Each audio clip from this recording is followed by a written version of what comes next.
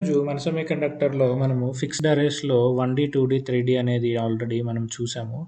దీంట్లోనే unpacked and packed arrays అనేసి ఉంటాయన్నమాట. సో, అవేంటో చూద్దాం. సో, ఇది మనం ఆల్రెడీ ప్రీవియస్ వీడియోలో చూసినట్టు మనకి 1D అయితే ఇలా రాస్తాము. 2D అయితే ఇలా రాస్తాము. 3D అయితే ఇలా రాస్తాము. అండ్ దాన్ని పిక్టోరియల్‌గా ఇలా మనము డిపిక్ట్ చేస్తామన్నమాట. సో, ఇది ఇది మనకి ఒక ఫిక్స్డ్ అరే అండ్ అన్‌ప్యాక్డ్ అరే అని అంటామన్నమాట.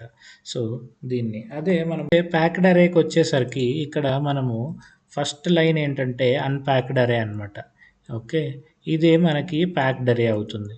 ఓకే. సో, ఇది ఎలా ఉంటుంది మనమైతే చూసినట్టయితే మనకు ఆల్రెడీ అన్‌ప్యాక్డ్ అరే ఎలా ఉంటుంది 0-9 లొకేషన్స్ ఉంటాయి. సో, ఈచ్ లొకేషన్‌లో ఒక్కొక్క బిట్ రాస్తామని అర్థం. అదే ఇప్పుడు ఇది మనం రిప్రజెంట్ చేయాలి ఇక్కడిది అనంటే మనకి ఇదేమవుతుంది అనంటే ప్యాకెట్ అవుతుంది. సో, ఒక్కటే ఉంది కాబట్టి ప్యాకెట్ అవుతుంది. సో, అది అంటే ఏంటంటే మనకి ఈచ్ లొకేషన్‌లో అంటే 0థ్ లొకేషన్‌లో మనకి 3 ప్యాకెట్స్ ఉన్నాయని అర్థం అనమాట. 0, 1 అండ్ 2. సో, దీన్ని మనం రిప్రజెంట్ చేస్తే. అలాగే ఫస్ట్ లొకేషన్‌లో గూడా అన్ని ప్యాకెట్స్ ఉంటాయి. అలాగా మనకుంటాయి. ఇదే కాకుండా మనకి బిట్ స్ 2 down to 0, 7 down to 0, A10 అంటే ఇది కూడా మనకి 1Dయే.